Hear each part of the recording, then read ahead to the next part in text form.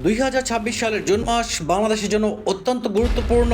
Specially বাংলাদেশের বর্তমান সরকারের মাননীয় প্রধানমন্ত্রী কিন্তু তার প্রথম সফর হিসাবে মালয়েশিয়া এবং চায়নাকে বেছে নিয়েছেন, যেটি খুবই তাৎপর্যপূর্ণ এবং বিশ্লেষকরা মনে করেছেন এই সফরটি বাংলাদেশের জন্য অত্যন্ত গুরুত্বপূর্ণ এবং এটি থার্ড ওয়ে কোনো ডিপ্লোমেসি হলো কিনা, এবং অনেক বিশ্লেষক মতামত দিয়েছেন যে এটি ফার্স্ট পলিসির প্রথম বাস্তবায়ন কিনা। আজকের ভিডিওতে আমরা বেসিক্যালি একটা আলোচনা করতে যাচ্ছি বাংলাদেশের বর্তমান মাননীয় প্রধানমন্ত্রী জনাব তারেক রহমানের মালয়েশিয়া এবং চায়না সফরকে কেন্দ্র করে আমাদের ভবিষ্যতের যে ডিপ্লোমেসি রয়েছে সেই বিষয়টি নিয়ে। এছাড়া এখানে কোনো ভূ রাজনৈতিক কোনো সংশ্লিষ্ট বিষয় রয়েছে কিনা, ভারত এই সফর সম্পর্কে কোনো কিছু মনে করে কিনা, এবং আমাদের বর্তমানে এই ডিপ্লোমেসিতে আসলে কতটা ইম্পর্টেন্স রয়েছে আমাদের দেশে সেই বিষয় নিয়ে। দেখেন, ঐতিহ্যগতভাবে বাংলাদেশ স্পেশালি কিন্তু বাংলাদেশ সরকারের কোনো নতুন দায়িত্বপ্রাপ্ত প্রধানমন্ত্রী প্রথমেই সফর করে থাকেন ভারতে, কিন্তু ফর দ্য ফার্স্ট টাইম যেটা হলো এবার কিন্তু বাংলাদেশ সরকারের বর্তমান মাননীয় প্রধানমন্ত্রী জনাব তারেক রহমান কিন্তু প্রথম সফর হিসেবে উনি চলে গিয়েছেন হচ্ছে মালয়েশিয়াতে এবং হচ্ছে চায়নাতে, যেটি খুবই সিগনিফিক্যান্ট। এবং এটি জিও পলিটিক্যাল সমীকরণ তো ডেফিনেটলি আছে এবং এটার ইম্প্যাক্টও তো কিছু থাকবে স্বাভাবিক। এবং তার পাশাপাশি সবচেয়ে যে বড় ইম্পর্ট্যান্ট ব্যাপার আমার কাছে মনে হয়েছে সেটি হচ্ছে আমাদের diplomacy. For the first time আমি যেটা মনে করি এবং খুব দৃঢ়চিত্তে বলতে চাই, বাংলাদেশের যে ডিপ্লোমেসি, এই ডিপ্লোমেসি কিন্তু ট্রেনটা নতুন শুরু হলো এবং এই ডিপ্লোমেসি কিন্তু কোনো নতজন ডিপ্লোমেসি নয়, রেদার এটা হচ্ছে বাংলাদেশের স্বাধীনতার ডিপ্লোমেসি, বাংলাদেশের economic freedom diplomacy. That is very important. এবং কেন ইম্পর্টেন্ট সেটা বলছি। প্রথমে যে আমরা দেখলাম যে 21 থেকে 22 জুন আমাদের মাননীয় সরকারের প্রধানমন্ত্রী জনাব তারেক রহমান সফর করেছেন মালয়েশিয়াতে, এবং উনি মালয়েশিয়াতে কিন্তু মালয়েশিয়ার বর্তমান যে প্রধানমন্ত্রী রয়েছেন আনোয়ার ইব্রাহিম, ওনার সাথে বৈঠক করেছেন এবং তাছাড়া উনি বৈঠক করেছেন মালয়েশিয়ার রাজার সাথে, যেটি খুবই গুরুত্বপূর্ণ এবং তাৎপর্যপূর্ণ। মালয়েশিয়ার সফরটা সবচেয়ে গুরুত্বপূর্ণ যে বিষয়টি আমার কাছে মনে হয়েছে সেটি হচ্ছে যে মালয়েশিয়াতে যে বিষয়টি আলোচনায় এসেছে, বাংলাদেশের যে বর্তমানে 8 লাখ থেকে 12 লাখ পর্যন্ত যে আমাদের শ্রমিক ভাইয়েরা রয়েছে কর্মরত, তাদের বিষয়ে কথা হয়েছে। স্পেশালি তাদের বর্তমান যে নিয়োগ প্রক্রিয়া তার সংস্কার, এছাড়া তাদের যে শোষিত হবার ঘটনা সেটা যেন না হয়, এছাড়া কিন্তু তারা যেন আরও বেশি পরিমাণে ভালোভাবে কাজ করতে পারে, কাজের যে নিশ্চয়তা বেটার হয় সেই বিষয় নিয়ে কিন্তু কথা হয়েছে। এবং আমি নিশ্চিন্তে বলতে পারি, দৃঢ়চিত্তে বলতে পারি যে এই ধরনের ডিপ্লোমেসি কিন্তু বাংলাদেশ আমি দেখি নাই। স্পেশালি যে কোনো মাননীয় সরকারের প্রধানমন্ত্রী উনি মালয়েশিয়া সফর করছেন এবং সেই সময়টাতে উনি সবচেয়ে বেশি ইম্পর্টেন্স এবং প্রায়োরিটাইজ করেছেন হচ্ছে আমাদের প্রবাসী ভাইদের প্রতি, যেটি খুব ইম্পর্ট্যান্ট। এবং আমরা সবাই জানি যে আমাদের প্রবাসী ভাইয়েরা আমাদের ইকোনমিতে কিন্তু তারা কতটা ইম্পর্ট্যান্ট ক্যারি করে, এই বিষয় নিয়ে কিন্তু কোনো সন্দেহের অবকাশ নেই। সো এই বিষয়টি যদি আমি বলতে চাই তাহলে এটি আমার কাছে মনে হয়েছে যে খুবই একটা ট্যাক্টফুল ডিপ্লোমেসি ছিল এবং ওনার আন্তরিকতা ছিল, এবং এই যে প্রবাসী ভাইদের নিয়ে যে কথা বলাটা, যে ডিপ্লোমেসিটা শুরু হলো, এইটা আমি স্পেশালি যদি আমি খুবই নিজেকে যদি খুব মনে করি যে না আমি ম্যাচিউরড ইনাফ হচ্ছে 2010 সাল, সেই সময় যদি আমি বলি যে না 2010 সাল থেকে এই ধরনের কোনো ডিপ্লোমেসি বাংলাদেশ এখন পর্যন্ত করে নেই, যেটা কিন্তু বর্তমান সরকার করছে এবং খুবই ইম্পর্টেন্টলি আমরা এটা টেক আপ করেছি এবং খুব অবশ্যই এটা আমাদের জন্য একটা ভালো লাগার বিষয়।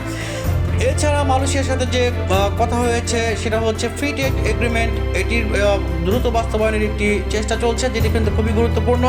ডেফিনেটলি আমাদের ডাইভার্সিফাইড ইকোনমি করতে হলে এই ধরনের ফ্রি ট্রেড এগ্রিমেন্টে যেতে হবে এবং যে যে বিষয়গুলোতে আসলে কাজে লাগানোর সুযোগ রয়েছে সেই বিষয়গুলো কিন্তু কাজে লাগাতে হবে, যেটি অবশ্যই বর্তমান সরকার যে রয়েছেন এবং মাননীয় প্রধানমন্ত্রী অবশ্যই এই বিষয় নিয়ে অনেক কনসার্ন, এবং ওনার যে টাওয়ার্স 4 মাসের যে ডিপ্লোমেসি ধরন দেখা গিয়েছে, প্যাটার্ন দেখা গিয়েছে, এটি কিন্তু নতুন ডিপ্লোমেসি বলা যেতে পারে বাংলাদেশের প্রেক্ষাপটে। এই ধরনের ডিপ্লোমেসি আসলেও বাংলাদেশে সচরাচর হয় না বলেই আমি বিশ্বাস করতে চাই এবং ডেফিনেটলি আমি বিশ্বাস করি। তারপরে যে ব্যাপারটি হয়েছে সেটি হচ্ছে যে নতুন নতুন খাত যেগুলো রয়েছে তাদের সাথে সেই খাতের যে সম্পর্ক এক্সচেঞ্জ করা সেটি কিন্তু গুরুত্বপূর্ণ ছিল। স্পেশালি সেমিকন্ডাক্টর, ইলেকট্রনিক্স, এছাড়া এআই, তাছাড়া হচ্ছে কৃষি খাতের সাথে সহযোগিতা আরও পারস্পরিকভাবে বাড়ানো, যেটার চুক্তির কথা হয়েছে এবং চুক্তি সামনে হবে বলেই সবাই ধারণা করছেন এবং বিশ্লেষকরা তাই মনে করেন। এবং এটা যদি হয় definitely it will be better for us, specially for long term economic goal for our country. That is খুবই very important in need. Sorry, এরপরে যদি আমি বলি যে বাংলাদেশের ওনার নেক্সট সফর হচ্ছে চায়নাতে। ওনার 24 থেকে 26 জুন বর্তমান সরকারের মাননীয় প্রধানমন্ত্রী চায়নাতে সফর করবেন এবং ওনার চায়না সফরের যে ব্যাপারটি রয়েছে সেটা হচ্ছে ওয়ার্ল্ড ইকোনমিক ফোরামের যে সামার ডাভোস ফোরাম রয়েছে, সেখানে যোগদান করবেন। উনি 25শে জুন কিন্তু চায়নার প্রধানমন্ত্রী লি চিয়াংয়ের সাথে দেখা করবেন, এবং 26শে জুন কিন্তু উনি চায়নার প্রেসিডেন্ট শি জিনপিংয়ের সাথে দেখা করবেন, যেটি খুবই তাৎপর্যজনক, খুবই গুরুত্বপূর্ণ। বিকজ বর্তমানে যে ব্যাপারটি আমাদের জন্য ইম্পর্টেন্ট হয়ে দাঁড়িয়েছে সেটি হচ্ছে ফার্স্ট পলিসি অফ বাংলাদেশ, এবং এই ফার্স্ট পলিসি অফ বাংলাদেশে কিন্তু ডাইভার্সিফাইড ডিপ্লোমেসি খুবই ইম্পর্টেন্ট। আমরা যদি ফার্স্ট পলিসি বলি তাহলে আমাদেরকে বলতে হবে যে না, ডেফিনেটলি শক্তির ভারসাম্যে কিন্তু এখানে বাংলাদেশকে অনেক বেশি ট্যাকটিক্যাল হতে হবে। আমার মনে হয় যে সেক্ষেত্রে আমরা একটি স্মার্ট মুভ দিতে পেরেছি। একসাথে যেরকম আমরা চায়নার সাথে আমাদের রিলেশনটা আরও বেশি সুন্দর করে বিল্ড আপ করছি, পাশাপাশি ভারত তো আমাদের সহযোগিতার অনেক দিন ধরেই অংশীদার রয়েছে, এবং আমার চায়না কিন্তু পাকিস্তানও কিন্তু এগিয়ে এসেছে বিভিন্ন খাতে। বাংলাদেশ সরকারের হচ্ছে যে অনেক কর্মকর্তারা হচ্ছে লাহোরে যে প্রশিক্ষণ নিচ্ছেন, অনেক স্টুডেন্ট এখন পাকিস্তানে যে পড়াশোনা করছেন। এছাড়া পারস্পরিক যে মানি লন্ডারিং তথ্য শেয়ার করা সেটাও হচ্ছে, পাশাপাশি কিন্তু অনেক বৃত্তিমূলক যে শিক্ষা সেটাও কিন্তু পাকিস্তান চালু করছে, যেটি খুবই গুরুত্বপূর্ণ বলেই আমি মনে করছি। এরপরে চায়নার সাথে যখন শি জিনপিংয়ের সাথে দেখা হবে, তখন কিন্তু আমরা যেটুকু জানি সেটা হচ্ছে প্রায় 13 থেকে 17টি চুক্তির মতো 15 থেকে 17টি চুক্তির মতো হওয়ার কথা রয়েছে। এর মধ্যে কিন্তু প্রায় 13টি এমওইউ হবে। এমওইউ হচ্ছে memorandum of understanding, it's the language of diplomacy. So এইটাও কিন্তু একটা গুরুত্বপূর্ণ বিষয় যে আমরা অনেক দ্রুতই হয়তো চায়নার সাথে বিভিন্ন চুক্তিতে যেতে পারবো। তাছাড়া যে ব্যাপারটা খুবই ইম্পর্টেন্ট বলে আমি বিশ্বাস করতে চাই সেটি হচ্ছে যে চায়নার যে চট্টগ্রামে হাই ইন্ডাস্ট্রিয়াল পার্ক করার কথা, সেটিও অগ্রগতি আলোচনা হবে। এছাড়া নদী ব্যবস্থাপনার কথাও কিন্তু আলোচনা হবে। নদী ব্যবস্থাপনার কারণে কিন্তু বাংলাদেশ অনেক সাফার রয়েছে, স্পেশালি কিন্তু আমাদের কৃষক ভাইয়েরা অনেক বেশি সাফার রয়েছে এই নদী ব্যবস্থাপনার কারণে। বিশেষ করে শুষ্ক মৌসুমে আমাদের নদীগুলো একদম শুকিয়ে যায়, এবং বর্ষার সময় আমাদের এত বন্যা হয় যে আমাদের যে কৃষি খাত রয়েছে সেখানে অনেক বেশি হ্যাম্পার্ড হয়, যার কারণে কিন্তু আমরা অনেক সময় কিন্তু আসলে আমাদের যে প্রোডাক্টিভ সেক্টরসগুলো স্পেশালি কৃষি বেসড সেখানে কিন্তু আমরা অনেক সময় ভালো করতে পারি না। সো এই নদী ব্যবস্থাপনাটাও আমার কাছে খুবই গুরুত্বপূর্ণ মনে হয়। এছাড়া আমরা জানি যে চায়না আমাদের অন্যতম হচ্ছে আমদানির অংশীদার, এবং চায়নার সাথে আরও বেশি সক্ষতার গড়ে তোলাটা আমাদের জন্য খুব বেশি খারাপ না, এদের অনেক বেশি ভালো বলেই বিশ্লেষকরা যেরকম মনে করেন আমিও মনে করি। এবং সেক্ষেত্রে আরও নতুন নতুন যে প্রযুক্তি রয়েছে চায়নার সাথে শেয়ারিং করার, আমদানি করার, সেটি হচ্ছে যে semiconductor, electronics, AI, EV battery, এছাড়া হচ্ছে যে নবায়নযোগ্য জ্বালানির শক্তির যে বিনিময় সেটাও কিন্তু আসলে আলোচনা হওয়ার কথা আছে এবং চুক্তি হওয়ার কথা আছে। তাছাড়া তো তিস্তাবাদ রয়েছেই। আমরা চায়নার সাথে যে তিস্তাবাদের ব্যাপারে আলোচনা চলছে এবং চুক্তি অলমোস্ট প্রায় এটা কিন্তু ডান বলেই চলে, সেক্ষেত্রে কিন্তু বাংলাদেশের জন্য এই চায়না সাপোর্ট অনেক বেশি ইম্পর্টেন্ট। এখানে চায়না কিন্তু বাংলাদেশের বর্তমান প্রধানমন্ত্রী জনাব তারেক রহমানকে কিন্তু খুব স্বাগত জানিয়েছেন এবং উষ্ণ অভ্যর্থনা দেওয়ার জন্য ওনারা প্রস্তুত রয়েছেন, এবং ওনারা এই বাংলাদেশের সফরকে অনেক গুরুত্ব দিচ্ছেন ডেফিনেটলি। এবং চায়না থেকে বলা হয়েছে যে এই সফরটি হবে খুবই গুরুত্বপূর্ণ, এবং পারস্পরিক যে সম্পর্ক সেটা আরও গাঢ় হবে, পাশাপাশি দুই পক্ষেরই লাভ হবে, যেটি খুবই গুরুত্বপূর্ণ। আসলে দুই পক্ষে লাভ হবে, এই গুরুত্বপূর্ণটা স্টেটমেন্টটা আমি কেন গুরুত্বপূর্ণ মনে করি, আধুনিক ডিপ্লোমেসি বলি আর পূর্বের যে ডিপ্লোমেসি বলি, এখন পূর্বে বলতে যদি প্রাচীন যুগেও চলে যাই, যে মুঘল সাম্রাজ্যের কথাও চলে যাই, সেখানেও যে এক প্রদেশের রাজা থেকে আরেক প্রদেশের রাজাদের সাথে যে বিভিন্ন ধরনের বিনিময় চুক্তি হতো, সেখানেও কিন্তু তারা মিউচুয়াল ইন্টারেস্ট কিপ করেই কিন্তু তারা চুক্তি করতো। তারা কিন্তু এমন না যে নতজানু হয়ে কোনো চুক্তিতে স্বাক্ষর করতো, ঠিক সেই ব্যাপারটা কিন্তু আধুনিক যুগেও একই রয়েছে সেম।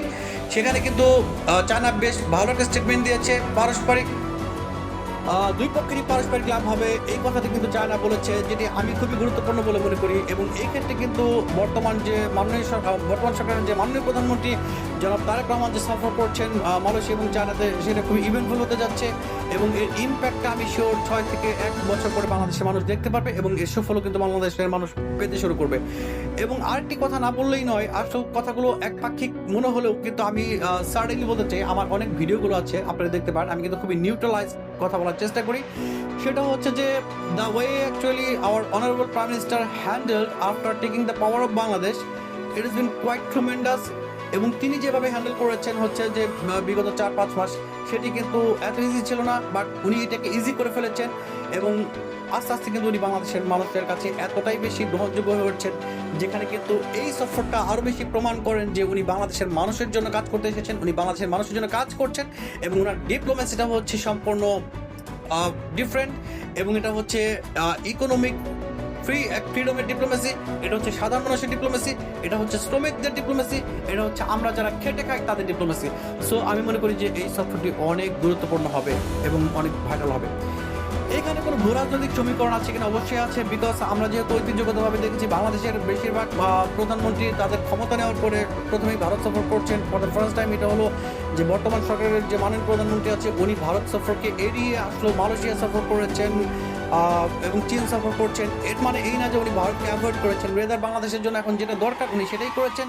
বাংলাদেশের জন্য এখন যে জিনিসগুলো লাগবে উনি সেই জিনিসগুলোর জন্যই আসলেও ওনার সফরটাকে নির্ধারণ করেছেন। সো এটা নিরপেক্ষভাবেই দেখা উচিত এবং এটা নিরপেক্ষই হওয়া উচিত এবং এটা নিরপেক্ষ, অবশ্যই নিরপেক্ষ।